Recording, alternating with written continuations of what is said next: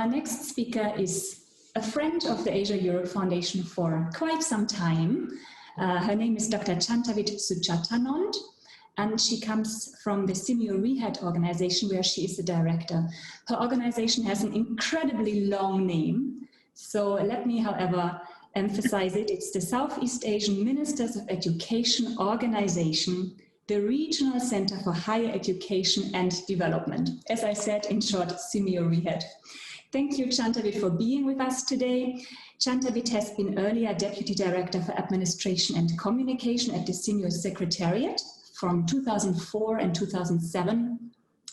She has also worked as Deputy Secretary General for the Office of the Higher Education Commission, WAHED, in Thailand. And yeah, you have almost 2 decades of service in WAHED. So you are really an expert of regional cooperation. In this context, we have also worked with Chantavit before. Your background is in fact in linguistics, and you have a PhD in education administration. Very happy to have you here with us, Chantavit. You have about 10 minutes for your presentation, and you will share from a regional perspective how we can support access and success for marginalized students and learners here in Asia, in Southeast Asia in particular. Thank you. The floor is yours, Chantavit. Thank you very much, Leonie. Good morning, friends and colleagues and distinguished speakers for this particular conference. And I must congratulate ASEF for organizing such a great event of world access to higher education, the global conference today. And I hope that there will be more in the series to come. Can you move on to my first slide, please? Next, please. Next slide, please. Thank you. So this is the organization that Leonie was mentioning, that the name is very long. Actually, it's a regional international organization responsible for education, science, and culture. And it has extended arms called regional centers. We have 26 centers around the region in different countries, member countries of Southeast Asia. Next, please. About us, about SEAMEO-RIHED, we have been established since 1959 and become re-established to become part of SEAMEO in 1993 up until present days. So we continue our work to advance cooperation, alignment, and development of higher education system in the region by creating policy platforms where national leaders of higher education meets regularly, twice a year, and also engaging in policy-driven research and also broadening space for information dissemination. Next, please. We also share our mission and goals with the 7 priority areas of SEAMEO, which is on the right side of your slide. And at the same time, we also look at the global 2030 agenda for sustainable development, which you all know well that university, even though our SDG goal is ensure inclusive and equitable quality education, which is SDG 4, but higher education, particularly universities, do engage in more than just one SDG. Environment, poverty, many other things that university has been engaging in. So we are also taking into consideration this matter when we plan and work together with the national leaders of higher education in Southeast Asia. Next, please. Actually, for RIHED, we focus for this 5-year plan, development plan, on harmonization of higher education in Southeast Asia in particular, because we want to work in coherence with ASEAN community by bringing higher education together on the same platform and moving forward as a region. So it's not really an institution based or one nation or the other, but together as all the 11 countries work together under SEAMEO-RIHED. We also focus on research, which already has been talking about. We also organize biannually research symposium, which took place last year. So we hope to be planning for another one next year. We are also trying very hard to invest in data of higher education for Southeast Asia, especially with the rapid social and digital transformation have accelerated the need for higher education data and statistics. So we are actively pursuing ways to better keep the region and the world informed with up-to-date information and data on development of Southeast Asian higher education. But in trying to move as a region, next slide please,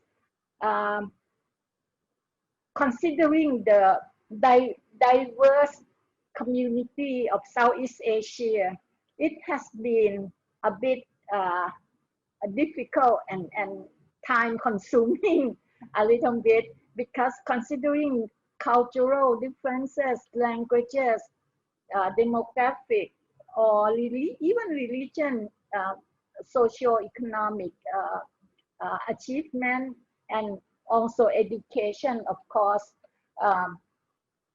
If you look at the statistics that follow in the next slide, talking about population first, you see that there's a country with population less than 1 million, and also a country, a range to a country with 273 million population. So this is really a background that is a bit difficult to try to synergize and, you know, get things going together as a region, because for SEAMEO-RIHED, we are not really focused on any one particular country or university. We try our best to move together to have consensus from the national representatives of higher education in the member countries to agree on, you know, selecting specific policy that they can work together well. So the region's population actually for Southeast Asia is like 8.5% of the total world population. Not that much, not that big. However, out of this 8, well, it's 671 million people in this region, and 50% of this population are urban. They live in the urban area. So another half in the rural area and engaging pretty much in agricultural undertaking. And the median age average out in Southeast Asia is 30.2 years old. So very young population actually. However, shifting demographics is taking place. So we will see rapidly aging society in our region. Particularly, Singapore will be population 26.6% of population over 65 in Singapore by 2035, and uh, following closely by Thailand with 22.8%. So that has strong implication for higher education, because we will not be catering to just youth anymore, but our client could be also aging group of citizens as well. So this will call for lifelong learning to be sort of transition into our higher education services as well. So next, please. Another diversity of higher education institutions. You will see Brunei has 9 higher education institutions, while Indonesia, of course, being the biggest country, will house 4,500 plus higher education institutions. And students likewise having the smallest number in Timor-Leste to the largest student body in Indonesia, of course. So altogether, we have 15 million students enrolling in the universities in the region, in 7,000 universities in the region. So a large group of clients that we have to service, and also broad number of higher education institutions that we have to not really control, but to encourage them to provide high quality education. Yes, next please. We still have factors hindering access to higher education. Of course, this is something that we still have not been able to really solve, in most of the member countries in the region. Socio-economic background, of course, plus the informal workers, plus the transnational migrants, not to mention those who come in illegally, and also geographic location, people in settlements, people in the highland, in the remote areas where services cannot reach out to them. And also very important during the COVID-19 pandemic, the infrastructure and access to technology. So this has become an important tool for everybody to reach, to have access to higher education. So this is something that we really have to work hard to make it possible for all the population need for higher education. And also, of course, inadequate public financing. Many countries do come up with student loan scheme, but many can still have not been able to embark on such a trend or a way for enable their young people to have enough fund to continue higher education. So there's still a lot more that government have to take action to allow for access to higher education. Next, please. Enabling access and promoting recognition. As we are a regional body, we are trying to move the higher education in the region as one cluster to work together.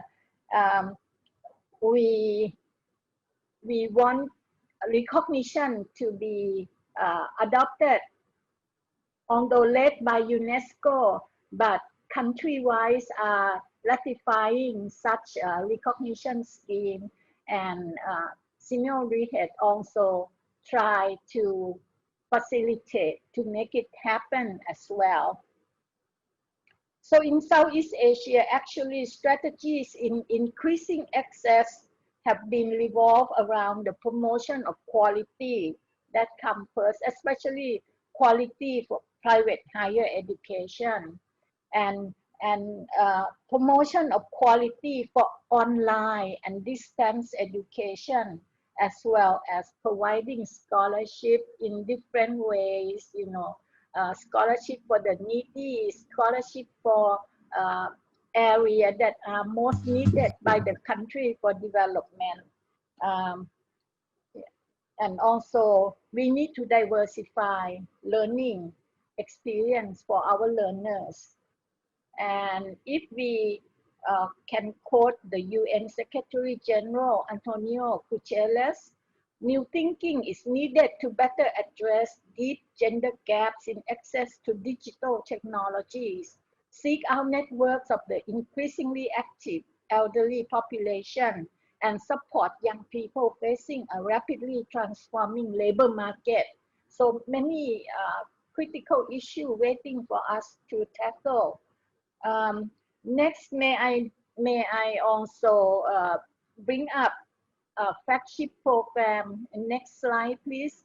Of SEAMEO-RIHED trying to move as a region. We have the AIMS program where we engage the government in the process. At the same time, selected university to join this particular program, so that the exchange is not just university to university, but as a region.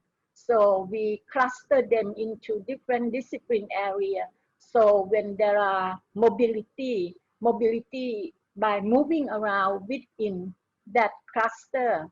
So some cluster we have 5 countries.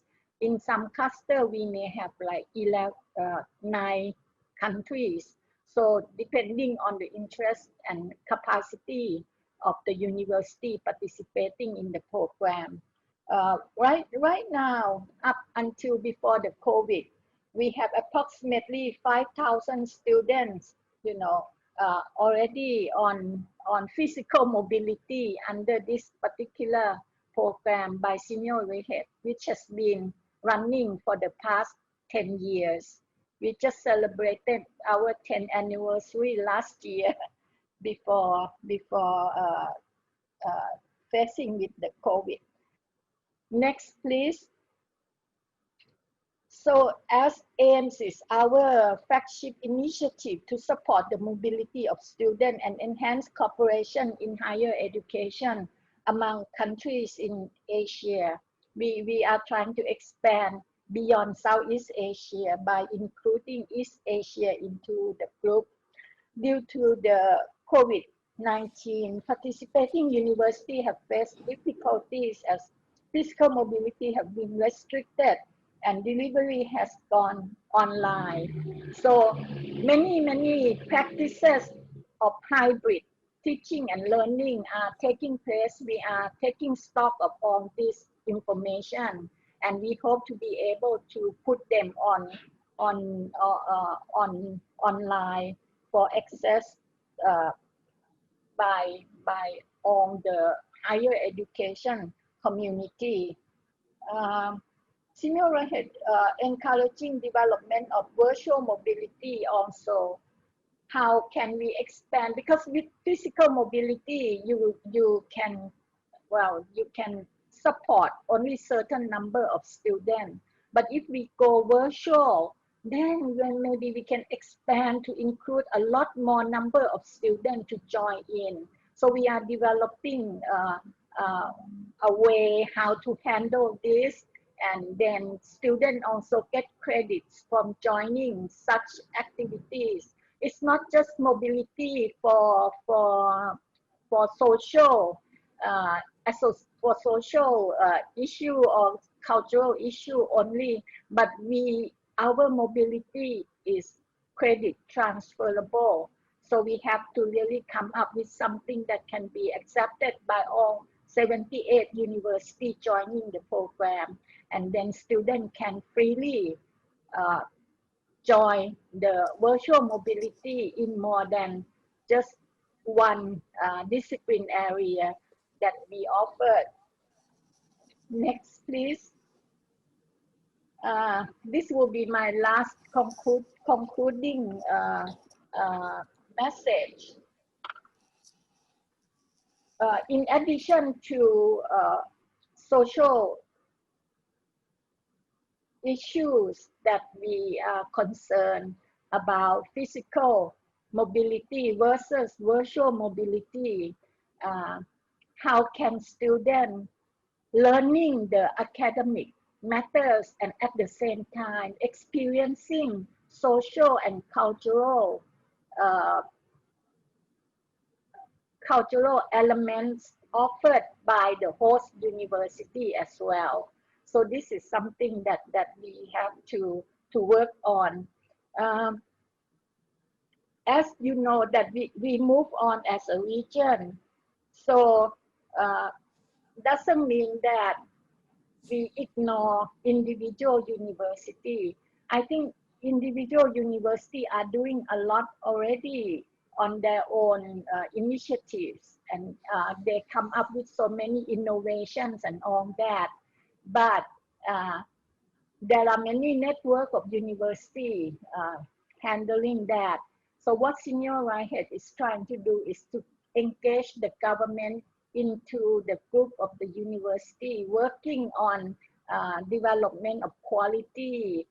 So moving on for recognition, and also possibly social cultural elements get integrated into the experience of mobility process as well. So I think that higher education process will be ever evolving from now on. It will not be the same again.